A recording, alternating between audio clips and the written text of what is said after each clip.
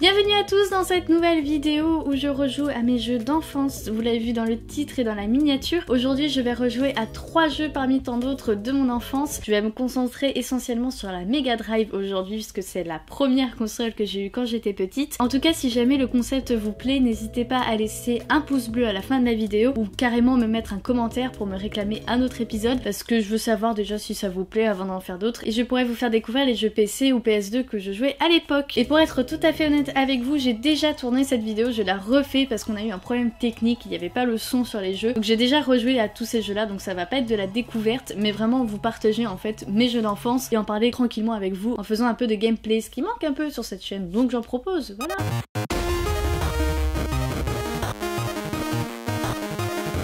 Et je commence tout de suite par le jeu dont je me souviens le plus, je crois, sur Mega Drive. Il s'agit de Batman Forever.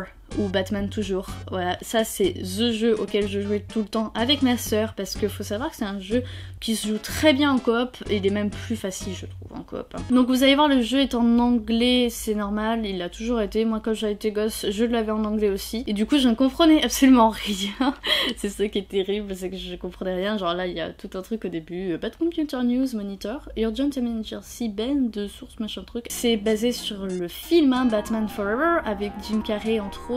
Le Batman c'est Val Kilmer il me semble. Ouh là là, elle ne connaît pas ses Batman, la honte. J'adorais déjà à l'époque le Batman du coup parce que si vous débarquez sur la chaîne, voilà, vous le savez peut-être pas mais je suis très fan de Batman. C'est mon héros Marvel préféré. Non je rigole. Ça c'est notre cher Vianou hein, qui dit tout le temps ouais Batman, Marvel, c'est pareil. Moi je suis team DC, ok. Donc je vous l'ai dit, donc le jeu je jouais beaucoup avec ma soeur donc en coop où du coup j'étais toujours le joueur 2 forcément. Du coup je me tapais tout le temps Robin, voilà, donc là j'ai la vengeance, je peux enfin jouer Batman. Il y a aussi du coup des énigmes, voilà, qui sont écrites en anglais, donc c'est le Riddler, donc c'est Enigma. Au niveau du gameplay, le jeu... Oh, je me suis envolée. Je savais pas comment j'ai fait. Ouais, le jeu est très difficile à prendre en main. Là, je fais la maline. Vous voyez, je tue les ennemis, j'ai perdu un petit peu de vie, ça va. Mais en vrai, c'est une tannée. Hein. C'est une tannée à prendre en main parce que rien que là, regardez, je vais encore galérer. Ça a toujours été la tannée dans ce jeu. Je ne sais pas comment on lance son grappin. Vais-je retrouver comment on lance le grappin?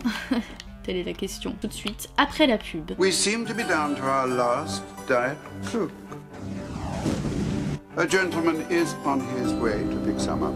Sur la Mega Drive, du coup, il y avait 3 touches, hein. Vous aviez que ABC. C'est beaucoup de faut appuyer sur 2 touches en même temps pour faire un truc. Je tiens à dire un dernier truc dessus, niveau graphisme, je le trouve très intéressant. Il est moitié réaliste, moitié cartoon, je trouve. Très honnêtement, je trouve pas qu'il est très mal vieilli, en fait. C'est une esthétique assez particulière qui a pas trop bougé dans le temps, je trouve. Donc voilà, c'était Batman Forever, le premier jeu, du coup, que je vous refais découvrir, ou que je vous fais découvrir. Peut-être que vous ne le connaissiez pas du tout, donc voilà. C'est un des jeux auxquels je jouais beaucoup.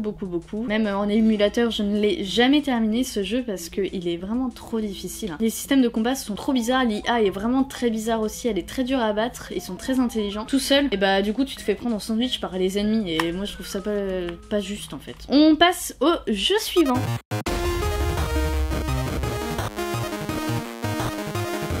Le jeu suivant est un jeu qui date de 92 et du coup il a mon âge. The jeu de course auquel je jouais parce que pour savoir je suis aussi très fan des jeux de course et des jeux de voiture en général. Je pense que ça vient un peu de ce jeu là parce que pareil j'y jouais beaucoup. Il s'agit de Lotus Turbo Challenge. Et donc pareil ça c'est un jeu auquel je jouais à 2 avec ma soeur aussi. Et donc ça sépare l'écran en 2 et ce qui est intéressant dans ce jeu de course en fait c'est que c'est pas seulement d'arriver premier qui compte, c'est même pas du tout ça en fait le but. C'est de du coup finir la course avant le temps imparti parce que vous avez des checkpoints. Enfin je vais lancer comme ça vous allez voir. Magnifique graphisme, vous le voyez hein, très comment dire en relief. Un beau paysage et puis le bruit de la voiture quand elle tourne. Vous le voyez donc il y a d'autres concurrents mais ça voilà c'est pas très important, vous pouvez les doubler en fait. Il pose problème parce que si vous les tapez bah du coup ils vous ralentissent. Donc du coup vous risquez de ne pas finir la course. Sachant que là, voilà là c'est le premier niveau et que je me mange déjà tout le monde. Et là voilà, checkpoint.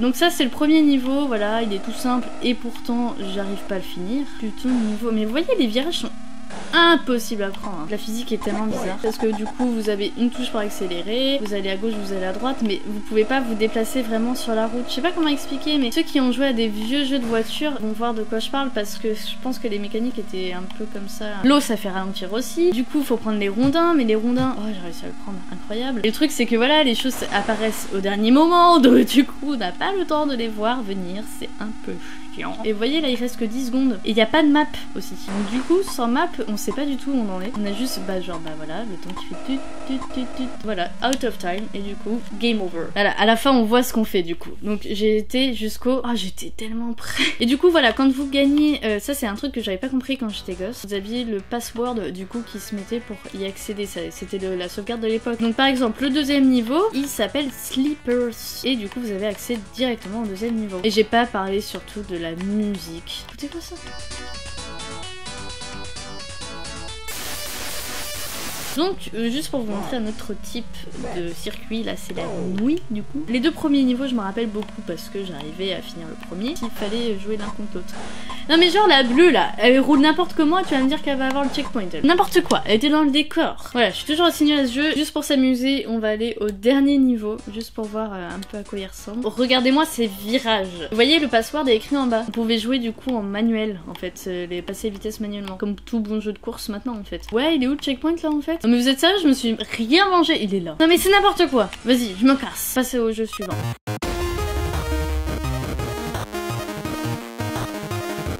Un jeu que j'ai le plus joué en émulé que du coup à l'époque parce que c'est un jeu que j'ai possédé mais pas longtemps. Il s'agit de Michael Jackson's Moonwalker. Et donc pour ceux qui ne connaîtraient pas du tout la chaîne et qui tomberaient là par hasard, je suis une grande fan de Michael Jackson depuis toute petite, depuis ma naissance clairement. J'ai grandi avec et du coup j'avais ce jeu et je m'en rappelle presque pas parce que malheureusement on l'a prêté et on l'a jamais revu. C'est tellement beau. Regardez-moi ça, c'est beau comme tout. Et du coup, comme j'étais frustrée, j'ai beaucoup joué en émulé, donc voilà, je le connais par cœur. Et ça, c'est un jeu que j'ai fini par contre, parce qu'il est tellement bien. Clairement, sur Mega Drive, c'est THE jeu à faire et à posséder. C'est vraiment un jeu incroyable. Un jeu que j'ai finalement eu, du coup, grâce à mon chéri qui me l'a offert à Noël, complet sur Mega Drive et tout, donc je suis très contente de le posséder. Je l'ai même aussi sur Master System, mais c'est pas du tout le même aspect, le même truc, parce que bon, la Master System c'est de la 8 bits et la Mega Drive c'est la 16. Donc ce jeu est basé sur le film du même nom de Michael Jackson's Moonwalker, qui est un film sorti dans les années 80, en 88 si je me souviens bien, qui en gros reprend au début sa carrière, et après il y a une histoire complètement inventée, écrite, enfin imaginée par Michael, lui dans le personnage principal, qui aide des petits orphelins à ne pas être enlevés par un gros méchant qui s'appelle Mr. Big, et qui est joué par Joe Pesci, qui est un acteur très connu, qui joue notamment dans Maman j'ai raté l'avion, ce genre de truc quoi. Et c'est What the fuck à mort, donc du coup faut le voir au moins une fois dans sa vie. Et donc le jeu là, vous le voyez, ça commence en mode Smooth Criminal avec la musique, vous l'entendez un petit peu du coup en 16 bits. Toutes les musiques ont été retravaillées comme ça, il n'y a que des musiques de Michael Jackson. Il n'y a pas que des musiques du film, il n'y a pas que des niveaux en rapport avec le film, parce qu'en fait comme c'est un gros mélange de sa carrière, il y a un peu de tout. Le deuxième niveau c'est Billet, après vous allez avoir du thriller, vous allez avoir Billie Jean, tout ça. Pour info, parce que je pense que si vous ne connaissez pas trop Michael Jackson ou pas plus que ça, vous connaissez forcément le clip de Smooth Criminal, mais vous ne savez pas forcément que ça vient du film en fait. Le clip n'a pas été fait tout seul quoi. C'est un extrait du film. Du coup il rentre dans le club 13 là, le club des années 30, où il y a du coup des gangsters et tout ça, et du coup là le but de ce jeu, qui est le but tout long, c'est de sauver la fameuse petite Annie qu'on entend dans la musique de Smooth Criminal. Annie, are you okay? Are you okay Annie?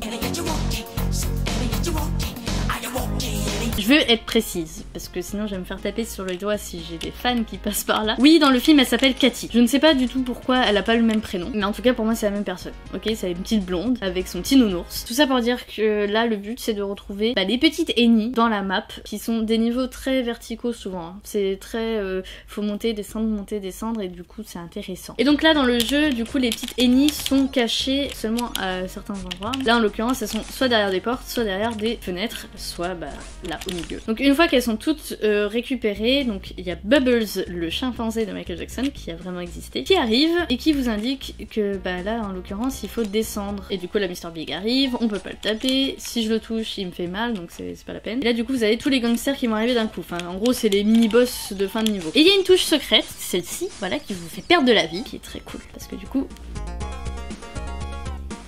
il fait une choré. Et à chaque fois, du coup, à chaque niveau, la fameuse truc où il penche. La choré va être en rapport avec la musique du niveau, donc là en l'occurrence c'est Smooth Criminal forcément. Le niveau d'après c'est Billet et du coup c'est la choré de Billet et je trouve ça juste extraordinaire. Vraiment le jeu est parfait quand on est fan. Je pense que c'est pas un jeu très connu en soi, donc du coup c'est bien de le partager. En tout cas n'hésitez pas à le dire dans les commentaires si vous l'aviez déjà vu, si vous le connaissiez par réputation, parce que c'est un jeu qui coûte très cher hein, sur Mega Drive quand même. Donc ce qu'on va faire c'est que je vais accélérer le mouvement et puis on va se retrouver dans le niveau d'après. On passe du coup à une autre ambiance avec les niveaux Billet et là du coup on est face à des gangsters de street comme dans le clip de Billet. Là il y a les fameux donc chiens hyper chiants qui sont horribles à tuer.